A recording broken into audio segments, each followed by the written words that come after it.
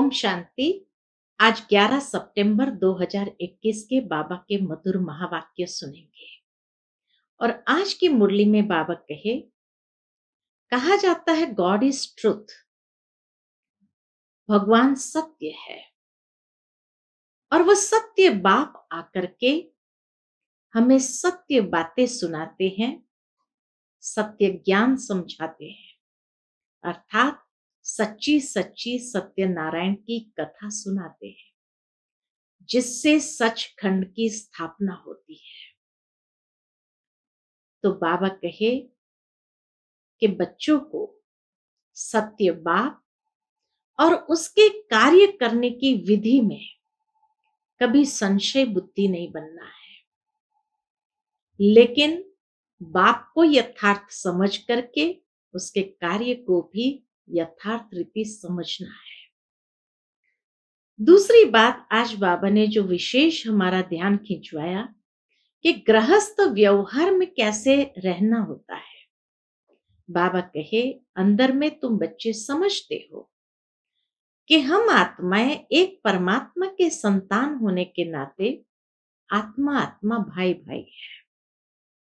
लेकिन इसका मतलब ये नहीं कि कहीं समाज के अंदर आप सब खड़े हो, उस समय कोई स्त्री जाकर अपने पति से कहे भाई, तो बाबा सुनने वाले भी समझेंगे क्या कह रहे हैं। तो ज्ञान अलग चीज है, प्रैक्टिकल जहां संबंध की बात आती है, वहां वास्तविक दुनिया के अंदर जो रिलेशन है, जो संबंध है, उसको निभाते हुए चलना है। तो सुनते हैं बाबा के मधुर महावाक्य।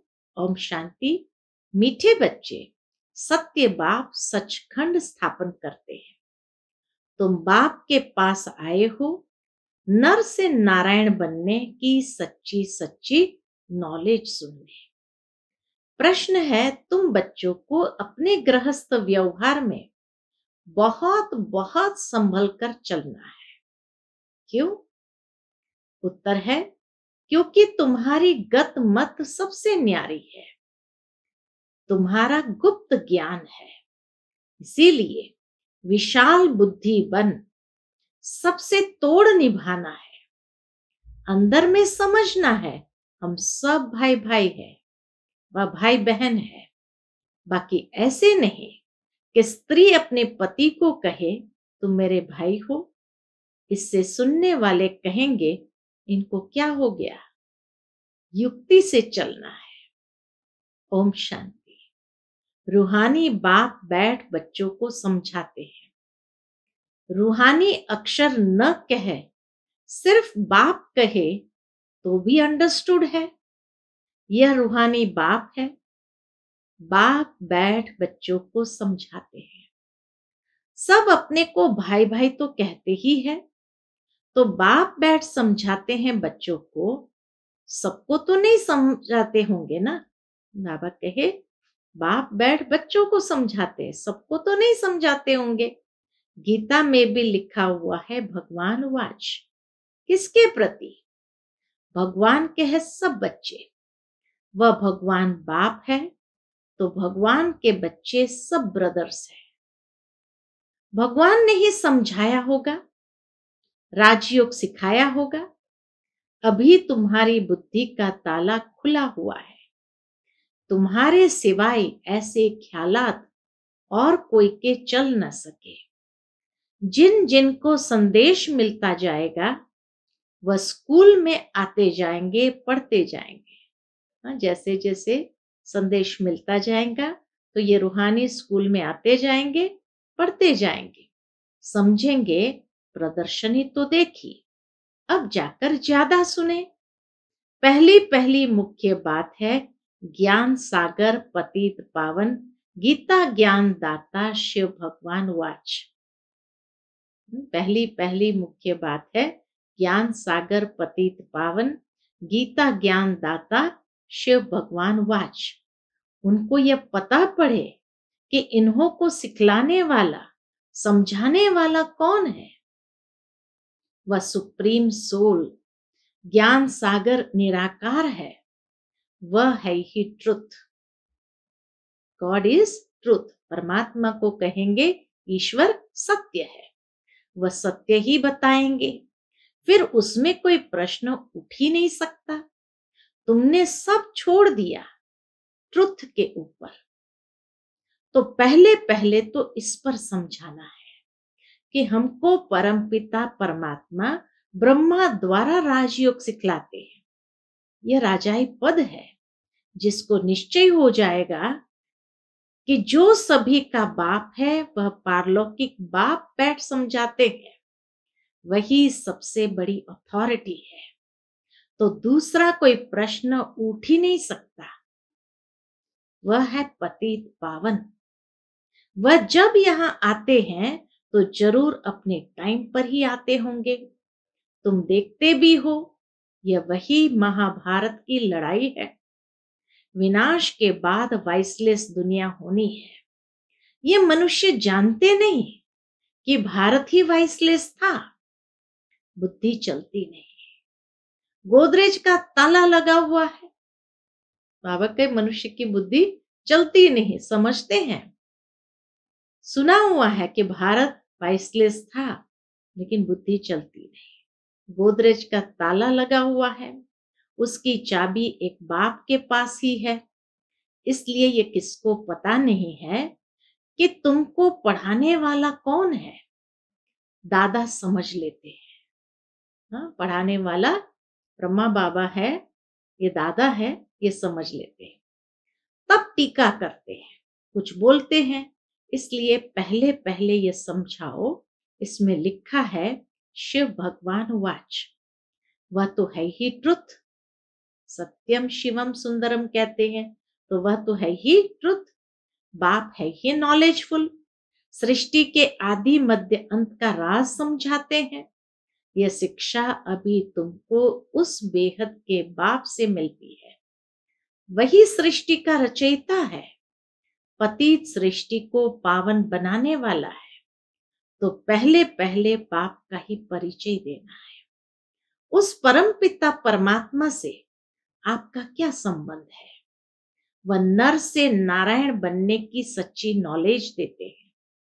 बच्चे जानते हैं बाप सत्य है, जो बाप ही सचखंड बनाते हैं।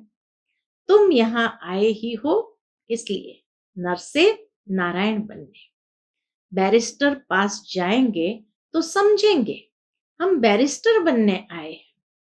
अभी तुमको निश्चय है कि हमको भगवान पढ़ाते हैं।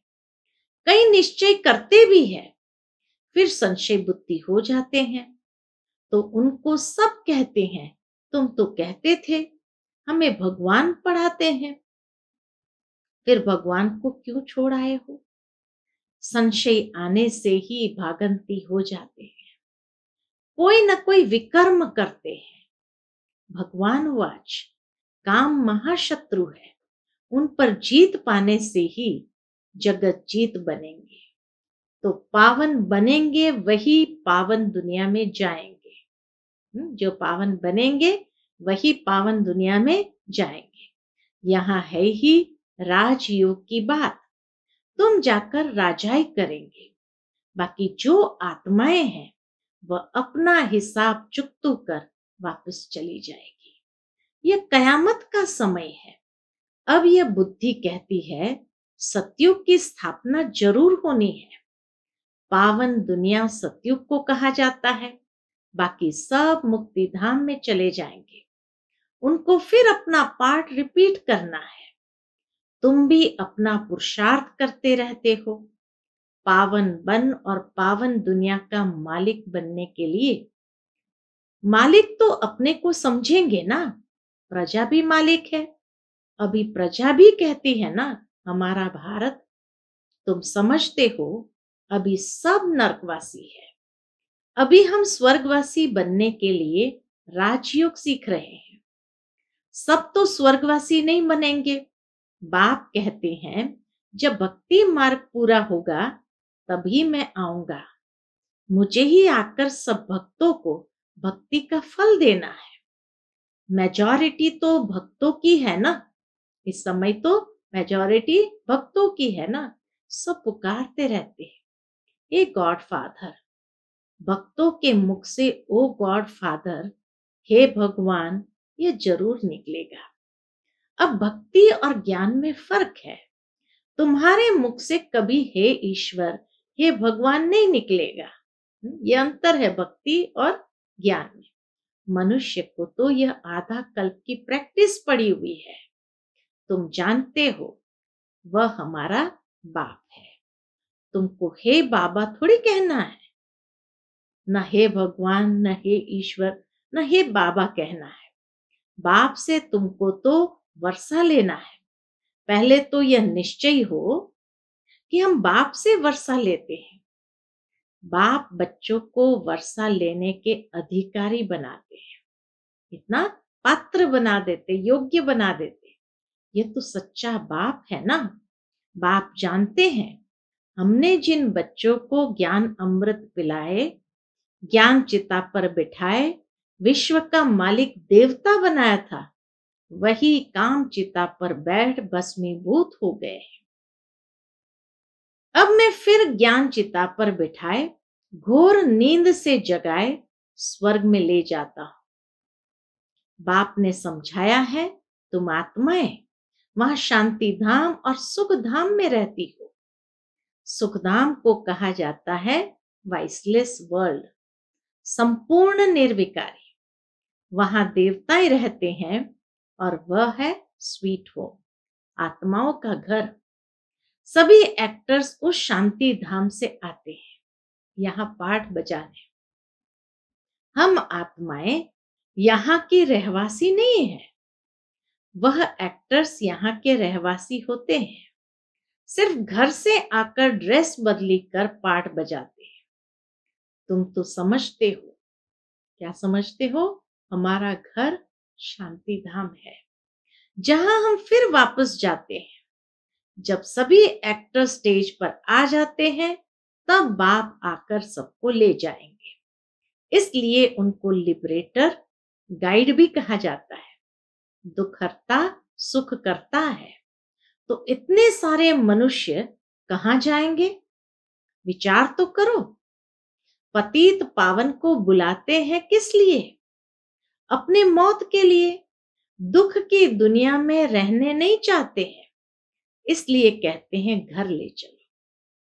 यह सब मुक्ति को ही मानने वाले हैं। भारत का प्राचीन योग भी कितना मशहूर है।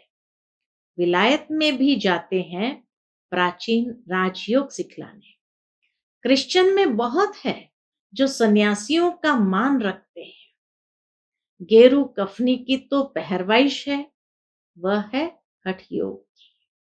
तुमको तो घर बार छोड़ना नहीं है, ना कोई सफेद कपड़े का बंधन है, परंतु सफेद अच्छा है।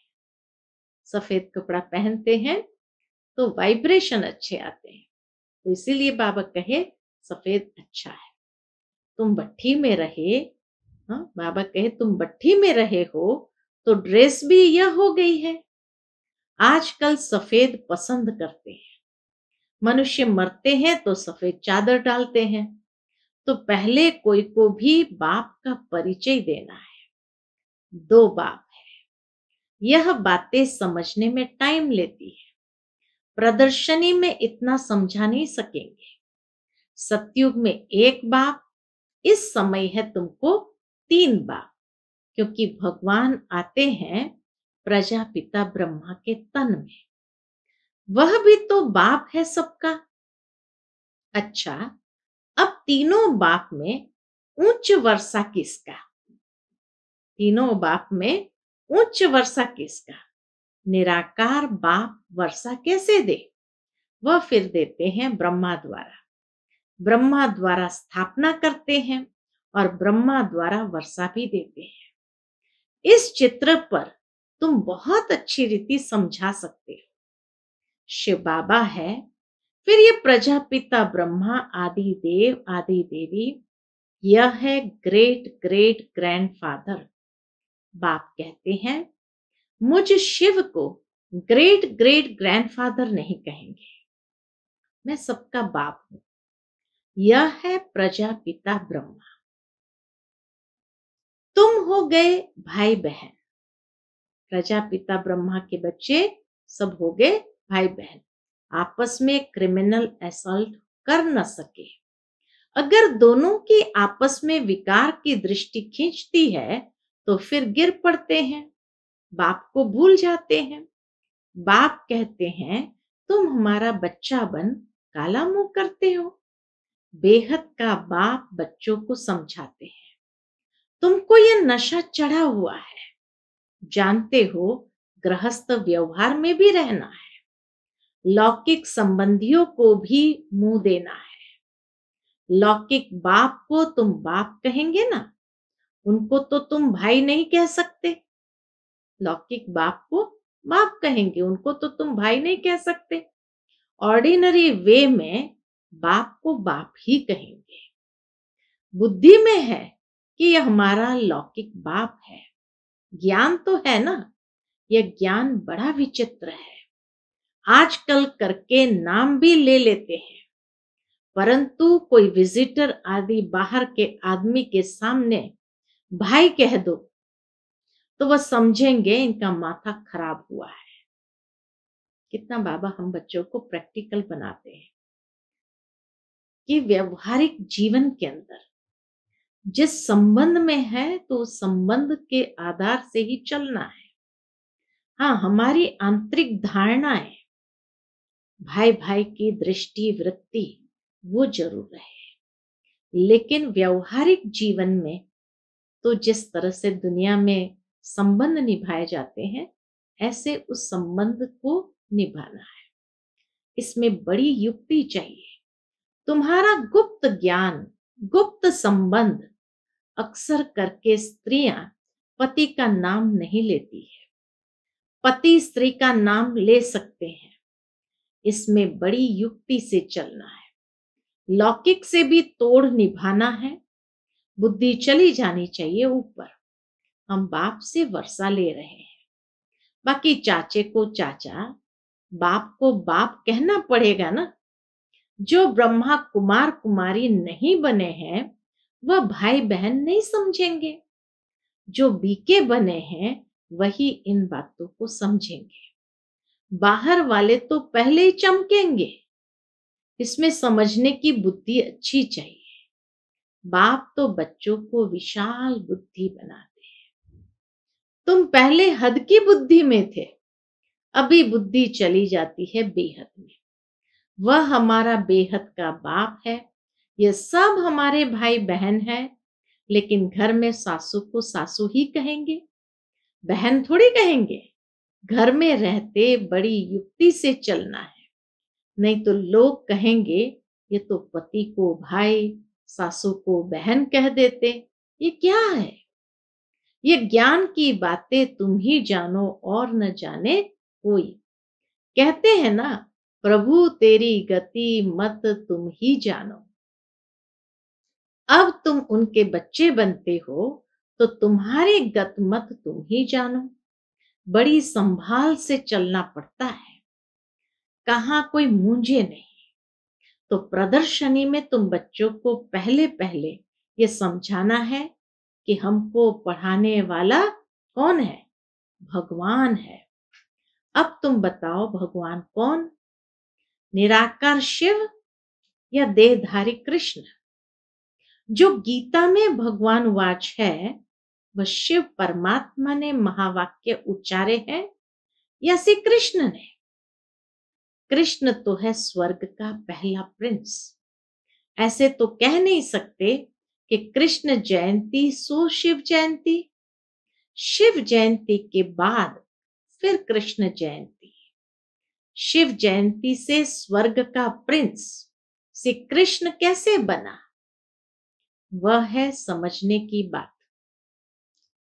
शिव जयंती, फिर गीता जयंती, फिर फट से है कृष्ण जयंती, क्योंकि बाप राजयोग सिखलाते हैं ना, बच्चों की बुद्धि में आया है ना। जब तक शिव परमात्मा न आए तब तक शिव जयंती मना नहीं सकते। जब तक शिव आकर कृष्णपुरी स्थापन न करे तो कृष्ण जयंती भी कैसे मनाई जाए? कृष्ण का जन्म तो मनाते हैं, परंतु समझते थोड़ी है। कृष्ण प्रिंस था तो जरूर सतयुग में होगा ना। देवी देवताओं की राजधानी होगी जरूर। सिर्फ एक कृष्ण को बादशाही तो नहीं मिलेगी ना, जरूर कृष्णपुरी होगी ना। कहते भी है कृष्णपुरी, और फिर यह है कंसपुरी। कृष्णपुरी नई दुनिया, कंसपुरी है पुरानी दुनिया। कहते हैं देवताओं और असुरों की लड़ाई लगी, देवताओं ने जीता, परंतु ऐसे तो है नहीं। कंसपुरी खत्म हुई, फिर कृष्णपुरी स्थापन हुई ना। कंसपुरी पुरानी दुनिया में होगी, नई दुनिया में थोड़ी ये कंस दैत्य आदि होंगे। यहां तो देखो कितने मनुष्य हैं, सतयुग में बहुत थोड़े हैं। यह भी तुम समझ सकते हो, अभी तुम्हारी बुद्धि चलती है। देवताओं ने तो कोई लड़ाई की नहीं है। बाबा ने कहा देवताएं तो है ही अहिंसक, तो देवताओं ने तो कोई लड़ाई की नहीं। दैवी संप्रदाय सतयुग में ही होते हैं, आसुरी संप्रदाय यहाँ होते हैं। बाकी न देवताओं और न असुरों की लड़ाई हुई, न कौरवों और पांडवों की लड़ाई हुई। बाबा कहे न देवताओं और असुरों की लड़ाई हुई और न कौरवों और पांडवों की हुई है। तुम रावण पर जीत पाते हो। बाप कहते हैं इन विकारों पर जीत पानी है तो जगत जीत बन जाएंगे। इसमें कोई लड़ना नहीं है। लड़ने का नाम ले तो वायलेंस अर्थात हिंसक बन जाए। रावण पर जीत पानी है, परंतु नॉन वायलेंस। सिर्फ बाप को याद करने से हमारे विकर्म विनाश होते हैं। भारत का प्राचीन राजयोग मशहूर है। बाप कहते हैं मेरे साथ बुद्धि का योग लगाओ तो तुम्हारे पाप भस्म होंगे। बाप पतित पावन है तो बुद्धि योग उस बाप से ही लगाना है, तो तुम पतित से पावन बन जाएंगे। अभी तुम प्रैक्टिकल में उनसे योग लगा रहे हो, इसमें लड़ाई की कोई बात नहीं है। जो अच्छी रीति पढ़ेंगे, बाप के साथ योग लगाएंगे, वही बाप से वर्षा पाएंगे। कल्प पहले मुआफिक इस पुरानी दुनिया का विनाश भी होगा। सब हिसाब किताब चुकतू कर जाएंगे। फिर क्लास ट्रांसफर हो, नंबरवार जाकर बैठते हैं ना। तुम भी नंबरवार जाकर वहां राज्य करेंगे।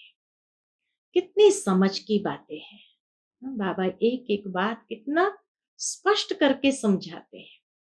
अच्छा, मीठे मीठे सिक्के लदे बच्चों प्रति माता पिता बाप दादा का याद प्यार और गुड मॉर्निंग। रूहानी बाप की रूहानी बच्चों को नमस्ते। हम सब रूहानी बच्चों की रूहानी माता पिता बाप दादा को याद प्यार, गुड मॉर्निंग और नमस्ते नमस्ते। शुक्रिया बाबा, शुक्रिया। आज की मुरली से धारणा के लिए मुख्य सार है। पहली पॉइंट, इस कयामत के समय जबकि सतयुग की स्थापना हो रही है तो पावन जरूर बनना है। बाप और बाप के कार्य में कभी संशय नहीं उठाना है। दूसरी पॉइंट, ज्ञान और संबंध गुप्त है। ज्ञान की समझ को व्यवहारिक स्वरूप में लाना ये गुप्त है, और संबंध भी गुप्त है। इसलिए लौकिक में बहुत युक्ति से विशाल बुद्धि बनकर चलना है। कोई ऐसे शब्द नहीं बोलने हैं जो सुनने वाले मूंझ जाए। आज का बाप दादा का हम सब बच्चों प्रति मधुर वरदान है, मन मत पर मत को समाप्त कर। श्रीमत पर पद्मों की कमाई जमा करने वाले पद्मा पदम भाग्यशाली भव। मन मत पर मत को समाप्त कर, श्रीमत पर पद्मों की कमाई जमा करने वाले पद्मा पदम भाग्यशाली भव। श्रीमत पर चलने वाले एक संकल्प भी मन मत व पर मत पर नहीं कर सकते। स्थिति की स्पीड यदि तेज नहीं होती है तो जरूर कुछ न कुछ श्रीमत में मनमत व परमत मिक्स है। मनमत अर्थात अल्पज्ञ आत्मा के संस्कार। मनमत अर्थात अल्पज्ञ आत्मा के संस्कार अनुसार जो संकल्प उत्पन्न होता है वह स्थिति को डगमग करता है। मनमत को बाबा ने स्पष्ट किया, अल्पज्ञ आत्मा के संस्कार अनुसार जो संकल्प उत्पन्न होता है वह स्थिति को डगमग करता है। इसलिए चेक करो और कराओ। एक कदम भी श्रीमत के बिना न हो तब पद्मों की कमाई जमा कर पद्मा पदम भाग्यशाली बन सकेंगे। आज का मधुर स्लोगन है, मन में सर्व के कल्याण की भावना बनी रहे, यही विश्व कल्याणकारी आत्मा का कर्तव्य है। मन में सर्व के कल्याण की भावना बनी रहे, यही विश्व कल्याणकारी आत्मा का कर्तव्य है। अच्छा, ओम शांति।